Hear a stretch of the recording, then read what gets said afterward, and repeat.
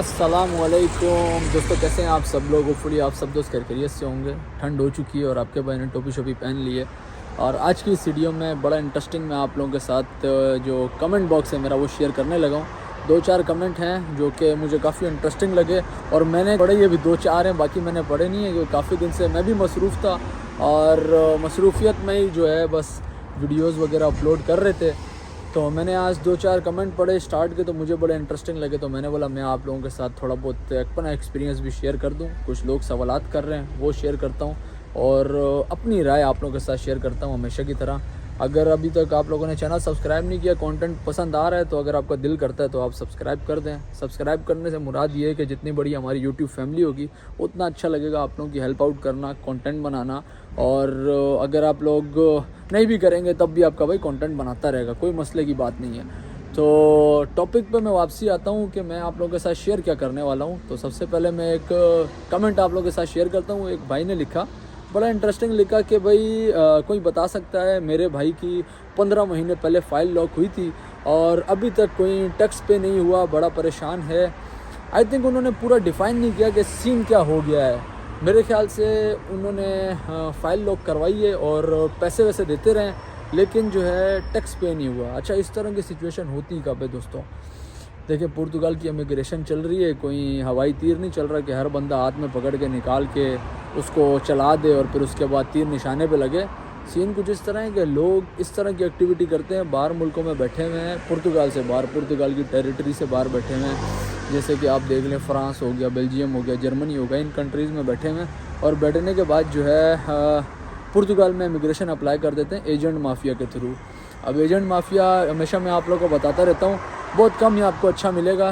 ज़्यादातर आप लोगों को ऐसे मिलेंगे जो आप लोगों को चूना वूना लगा के और उसके बाद आप लोगों का सारा काम तमाम कर दें, फिर आप लोगों को होश आए कि आप लोगों ने गलती कर दी है भाई।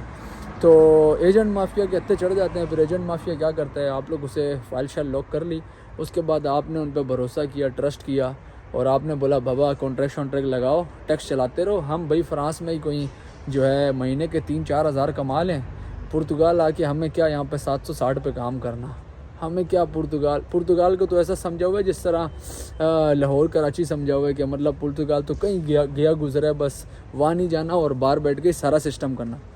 फिर जो है उन लोगों के साथ जिनके साथ ये वाक़यात होते हैं ना, फिर उनके साथ मेरी नज़र में बिल्कुल 100% सही होता है, क्योंकि उनकी जहनीत ये बन चुकी है कि भाई पुर्तगाल बहुत ही गया गुजरा है। पुर्तगाल में हार्ड टाइम है, अकोमोडेशन का प्रॉब्लम है, हर चीज़ में मुश्किलात हैं, स्टैंडर्ड ऑफ लाइफ दूसरे कंट्रीज से कम है।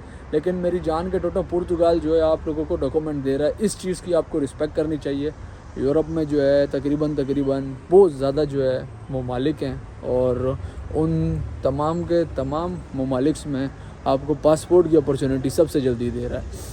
तो ऐसे लोग जो है फिर टैक्स पे करते रहते हैं भाई दूसरे कंट्रीज से। उसके बाद फिर टिल दी एंड क्या सीन होता है, टिल दी एंड ये सीन होता है कि आप जब पुर्तगाल आते हैं या आप पता करते हैं कि भाई आपके कितने टैक्स वगैरह जो पे हुए हैं यहाँ पे, आप वहाँ से तो बड़े पैसे भेजते रहे यहाँ पे, फिर आपको एंड में पता चलता है कि आप लोगों के टैक्स जो हैं वो गए ही नहीं है। ज़्यादातर लोगों को बिल्कुल एंड टाइम पे पता चलता है जब उनका बायोमेट्रिक का टाइम आ चुका होता है, क्योंकि लोग आते ही समझते हैं बस हमने पैसा वहाँ से भेज दिया, काम सारा हो गया, उसके बाद बस जाना है बायोमेट्रिक देने हैं और फिर जो है बस कार्ड लेना है और फिर डायरेक्ट फ़्लाइट लेनी है पाकिस्तान, इंडिया, बांग्लादेश की, नेपाल की, और डायरेक्ट वहाँ चले जाना है और शुगल मेला करके वापसी आके फिर यहाँ कॉन्ट्रैक्ट लगाने और फिर दूसरे कंट्री जाके पैसे कमाने।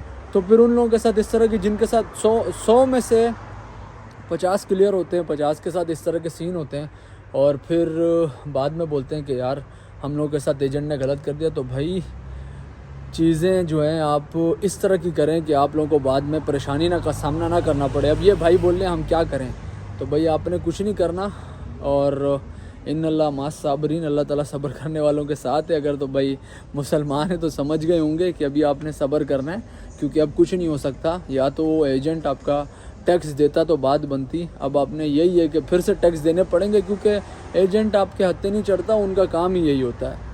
ठीक है, तो अब आपने सब्र करना है। गलती आपने की, आपने इलीगल थिंग्स चूज़ की और फिर इलीगल में बहुत कम लोग होते हैं जो कामयाब होते हैं, लेकिन जो कामयाब होते हैं फिर उनकी स्टोरी सुन के बाकी जो लोग होते हैं वो भी बोलते हैं कि चलो हम भी इसी तरह का सिस्टम करें। क्योंकि मैंने देखा है यहाँ पे लोगों ने पुर्तगाल को किसी खाते में नहीं लिया हुआ, समझते हैं बस ये सब कुछ गया गुजरा है। फिर इस तरह के लोगों के साथ इस तरह के वाक़यात होते हैं। भाई मैं आप लोगों को हमेशा बताता हूँ, पुर्तगाल में बहुत मुश्किलात हैं।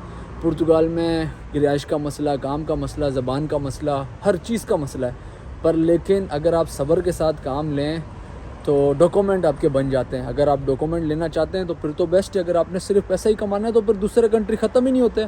आप बुरा भला ना कहें, आप फिर दूसरे कंट्रीज़ में रहें जिनका स्टैंडर्ड ऑफ लाइफ अच्छा है। मैं तो यही बोलूँगा, क्योंकि भाई हम तो जब पहले दिन से पुर्तगाल में रह रहे हैं और हार्ड टाइम भी देखा है, अच्छा टाइम भी देखा है, सारा सिस्टम है, सारा निज़ाम है, चल रहा है यहाँ पे, अल्लाह का शुक्र है।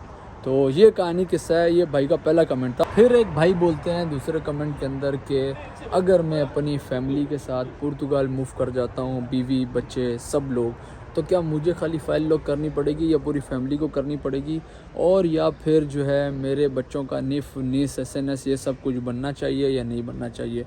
तो मैं अपनी पर्सनल राय दे रहा हूँ कि अगर कोई फैमिली का मेंबर यहाँ पे आ रहा है, जैसे फादर आ रहे हैं, तो ज़रूरी नहीं है कि पूरी फैमिली को फ़ाइल लॉक करनी हो। हाँ, निफ निस का डॉक्यूमेंट आप सबका बनवा लें, अपनी फ़ाइल लॉक करें, डॉक्यूमेंट लें, या आपके ब्याह पे आपके बच्चों को भी, आपकी वाइफ को भी डॉक्यूमेंट मिल जाएंगे। अगर तो आपके बच्चों का फ्यूचर आप देख रहे हैं कि भाई आप काम करके उनका सिस्टम चला सकते हैं, वो आपके इंडिपेंडेंट हो, तो आप भाई यहाँ पर आ रहे हैं अगर अपने निफ निस बनवाने, उनका फ़ाइल लॉक के चक्कर में ना पड़ें। SNS भी बन जाता है, मेडिकल नंबर, आप निफ निस SNS बनाएं, फ़ाइल अपनी लॉक करें, काम करें, 88 में करें, 89 में करें या दूसरे किसी आर्टिकल में करें, आप काम करें। जब आपका रेजिडेंस कार्ड आएगा ऑटोमेटिकली आपकी फैमिली को भी रेजिडेंस कार्ड मिल जाएगा, प्रॉब्लम नहीं है। आप यहीं पे अपॉइंटमेंट लेंगे, यहीं पे सारा कुछ हो जाएगा। ऑलरेडी आपकी फैमिली यहीं पर है, आपको पाकिस्तान या इंडिया या बांग्लादेश या नेपाल से बुलाने की ज़रूरत नहीं है। क्योंकि ऐसा मैंने देखा है, लोग यहाँ पे आए हैं पाकिस्तान से, उन्होंने, मेरे खुद के जानने वाले, उन्होंने पूरी फैमिली लेकर आए हैं, 6 लोग आए हैं, 7 लोग आए हैं, उन्होंने सिर्फ़ और सिर्फ अपना SNS नंबर, अपना निफ बनवाया है और फिर कार्ड लिए, और फिर कार्ड जो है पूरी फैमिली को भी मिले।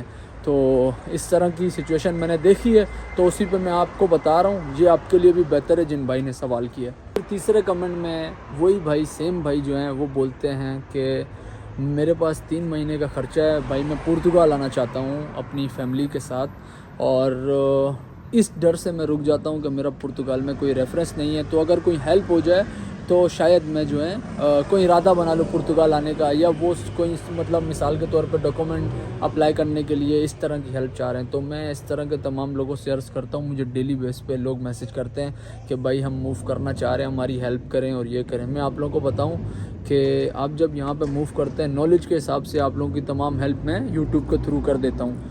दूसरी चीज़ ये, लोगों का ये भी गिला होता है, ना आप कमेंट का रिप्लाई कर रहे होते हैं, ना मैसेजेस का रिप्लाई कर रहे होते हैं। ऑलरेडी हर कमेंट पे मैं वीडियो बना देता हूँ, ताकि उस तरह का अगर दूसरे बंदों का सवाल हो तो वो कन्फ्यूजन दूर हो जाए।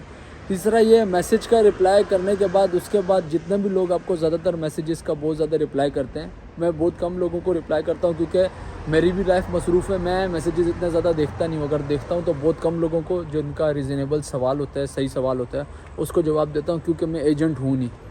अच्छा, जो लोग आपको इनबॉक्स की तरफ ज़्यादा खींच रहे होते हैं ना, वो फिर आप लोगों का मांस, चमड़ी सब कुछ कुतरने के चक्कर में होता है। मैंने बाकायदा खुद यहाँ पे ऐसे जो लड़के अभी वीडियोस बना रहे हैं, यूट्यूबर्स, मैं खुद हालात वाक़यात देखता रहता हूँ। 70 यूरो देंगे तो बात करेंगे, अगर आप हमारी कंसल्टेंसी लेना चाहते हैं तो आप इस नंबर पर रब्ता कर लें।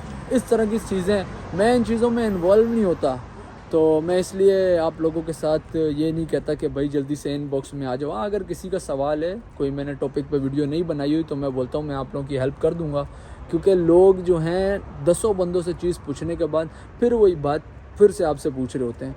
तो भाई के टॉपिक पे आते हैं। भाई बोल रहे हैं कि मैं परेशान हूँ, मैं मूव करना चाह रहा हूँ, 3 महीने का ख़र्चा है मेरे पास, और डॉक्यूमेंट की कोई हेल्प हो जाए। तो पहली बात तो मैं आप लोगों को बताऊं कि भाई हो सकता है 3 महीने से ज़्यादा भी आपको यहाँ पे काम ना मिले। दूसरा, आप फैमिली के साथ मूव कर रहे हैं, हज़ार ही खर्चात होते हैं यहाँ पे। सोच समझ के, चीज़ों को सोच के आप मूव करिएगा, क्योंकि हो सकता है 3 से 6 महीने आपको काम ना मिले, हो सकता है 6 से ज़्यादा महीने आपको काम ना मिले, आपको फारिग बैठना पड़े। तो मेंटली आप फैमिली के साथ ज़्यादा स्ट्रेस में चले जाते हैं। बल्कि अगर आप अकेले हों तो फिर थोड़ा बहुत ये होता है, बंदा सर्वाइव कर लेता है, कोई गुजारा हो जाता है। लेकिन फैमिली के साथ उनकी नीड्स हैं, इंसान की प्राइवेसी है, अलग रिहाइश चाहिए, हज़ार चीज़ें हैं, तो बंदा ज़्यादा मेंटली स्ट्रेस हो जाता है। उसके बाद डॉक्यूमेंट की जहाँ तक बात रही भाई, डॉक्यूमेंट की जहाँ तक बात है, तो अगर आप अभी भी समझ रहे हैं कि 2-3 यूरो में आपकी फ़ाइल लॉक हो जाएगी, तो ये उन लोगों की फ़ाइल लॉक हो जाएगी। मिसाल के तौर पे मैं यहाँ पे पुर्तगीज़ सिटीज़न हूँ, या मैं यहाँ पे मेरे पास निज़ाम बहुत अच्छे है और मेरे घर से मेरा भाई आता है और मैं उस भाई को टोटली सपोर्ट करता हूँ कि मतलब मैं उसके साथ ऑफिस जा रहा हूँ, उसकी गारंटी दे रहा हूँ। उसके बाद मेरे पास अपना घर है, मैंने अपने भाई का अपने घर पर जूता बनवा दिया। उसके बाद सोशल की मैंने अपॉइंटमेंट ली, अपने भाई की सोशल का अपॉइंटमेंट बना दिया। तो मेरे भाई का क्या ख़र्चा हुआ, कुछ भी नहीं हुआ, आया बस लीगल एंट्री का सिस्टम हुआ, उसको मैंने होटल में ठहराया। तब भी जो है आप लोगों का 2-3 यूरो नहीं लगता, कुछ ना कुछ लग जाता है। तो ये जो लोग कहते हैं ना कि हमारी 2-3 यूरो में फ़ाइल लॉक हुई है, तो या तो ये किसी के भाई के पास आ रहे होते हैं या तो फिर झूठ बोल रहे होते हैं, क्योंकि मैं ऑलरेडी बता चुका हूँ। आप भाई बोल रहे हैं डॉक्यूमेंट में अगर हेल्प हो जाए, तो डॉक्यूमेंट में हेल्प आउट भी यही है कि इन्फॉर्मेशन मैं आप लोगों को देता रहता हूँ।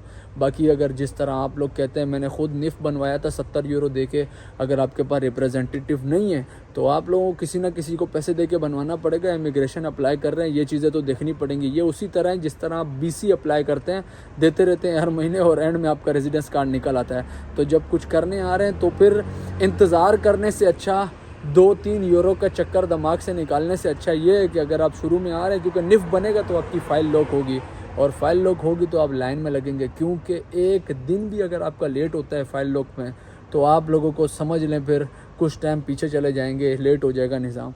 तो अगर आप लोगों का कोई रिप्रेजेंटेटिव वगैरह नहीं है, तो फिर आप यही सीन है कि पैसा फेंक, तमाशा देख, और सही बंदा चूज़ करके आप पैसे दे के उसको डॉक्यूमेंट किसी ऐसे बंदे से, लॉयर से, कोई ऐसा बंदा हो ट्रस्टेबल, अकाउंटेंट, या कोई ऐसा बंदा जो काम करता है। जिस तरह अभी मेरे दोस्त आए थे तो रिप्रेजेंटेटिव नहीं था उनके पास, तो मेरे दोस्त आए थे, उज़ैर आया था, अहद आया था, मैंने उनकी फ़ाइल लॉक कराई। मेरे खुद के दोस्त आए थे और फिर भी उनका ख़र्चा हुआ। तो मैं जेन्युइन बात करता हूँ भाई, किसी को सही लगे बुरी लगे, या कोई बोले यार हवा में तीर चला रहा है, कुछ बोल रहे होते हैं क्या कर रहा है, तो मैं आप लोगों के साथ A to Z सारी जर्नी शेयर की है। पुर्तगाल लैंड होने से लेके अपने फिंगर बायोमेट्रिक तक लाइव आप लोगों को एक्सपीरियंस दिखाया है।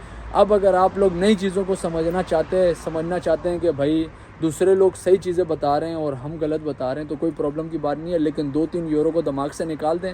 अगर आप आ रहे हैं पुर्तगाल, तो मेरे भाइयों थोड़ा जेब में ख़र्चा रखें, ताकि आप लोगों के डॉक्यूमेंट का मसला भी जो है पैसे से थोड़ा सा जल्दी फास्ट क्लियर हो, और उसके अलावा ख़र्चा लेकर आएँ, क्योंकि हार्ड टाइम है, नो जॉब्स, फ़िलहाल विंटर में नो जॉब, सिर्फ डिलीवरी का काम चल रहा है, अकोमोडेशन प्रॉब्लम, एक घर के अंदर 10-10, 20-20 लड़के रह रहे हैं, तो बिज़नेस बना हुआ है। तो ये सारा सोच कर आएँ, कुछ पाने के लिए कुछ खोना पड़ेगा। अगर डॉक्यूमेंट नहीं चाहिए, पैसे चाहिए, लॉट ऑफ ऑप्शन, कोई आपको नहीं कहता आप पुर्तगाल हैं, बेल्जियम जाएँ, फ्रांस जाएँ, जर्मनी जाएँ, XYZ। अगर आपको डॉक्यूमेंट लेने तो भाई ये पीक काटनी पड़ेगी और डॉक्यूमेंट मिलेंगे, वरना आप लोगों को पैसा मिलेगा और फिर आप टिल दी एंड, जिस तरह 20-20 साल बाद UK से लड़के आ रहे हैं, 20-20 साल बाद जर्मनी, बेल्जियम से लड़के आ रहे हैं, उसी तरह आप लोगों को भी बाद में आना पड़ेगा। अजील के पेपरों पे और 00 के पेपरों पे आप लोग घूम फिर के ऐशी करके जब आपने फैमिली बुलानी होगी, फिर आप पुर्तगाल का रुख करेंगे। तो भाई इस चीज़ को दिमाग में रखें, मद्देनज़र रखें। मिलेंगे इंशाल्लाह नेक्स्ट वीडियो में। और बातें मैंने गहरी कर दी हैं, अगर किसी को पसंद ना आए तो कोई प्रॉब्लम नहीं है, लेकिन हमेशा ऐसी बात करनी चाहिए जो बिल्कुल जेन्युइन हो। इधर उधर की बातें करने से अच्छा बंदा हक सच की बात कर दे। टेक केयर दोस्तों, अल्लाह हाफ़िज़।